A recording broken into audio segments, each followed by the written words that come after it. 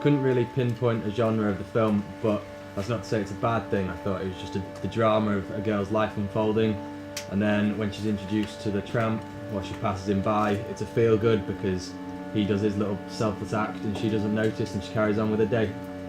I didn't really think there was a genre, but it's not a bad thing because you can expand on it and you can just think whatever it is, and it could be serious, but I thought it was quite funny but sad at the same time when the tramp starts snowballs from at him.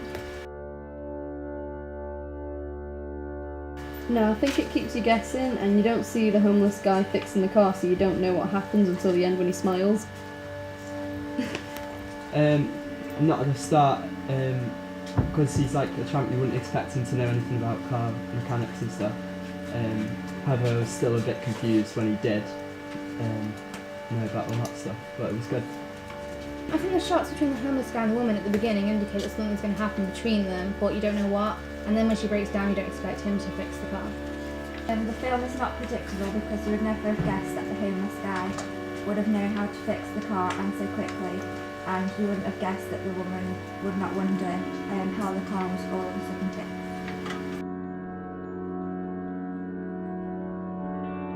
Yeah, I think the businesswoman, she was like in a rush and she was quite serious, so she played that well.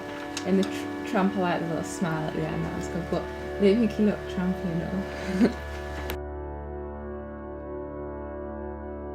Yeah, I think so. It had a clear beginning when we get to up, gets ready for work. Then at the end, where the tramp, who you don't expect, fixes everything.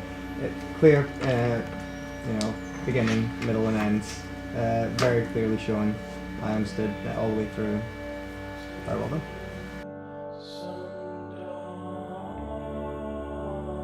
I'd say probably adults because it's about two adults and she's going to work and stuff and she's doing quite serious, quite old sort of things, and the moral of the story is like that you don't know where help can come from and stuff like that. So I think probably adults. I don't think it's like aimed at teenagers or anything like that. I think it's like 16 to 21 because it's kind of a serious sort of storyline, but it's got like a comical, youthful twist, like with the chances and like modern technology and things like that.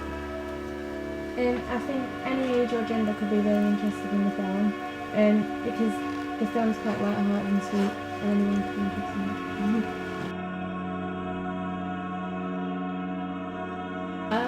Well, I'm not entirely sure what the target audience would have been. I think it's meant to be like 18 to 21 because they can relate to the experience of not being able to get to work on time, but equally she was married, so you wouldn't really expect that for someone her age. But just things like, she has an iPhone and yet had to go to a telephone box. You didn't see that she'd run out of battery or anything on her phone, so I'm not entirely sure we have really met the target audience there.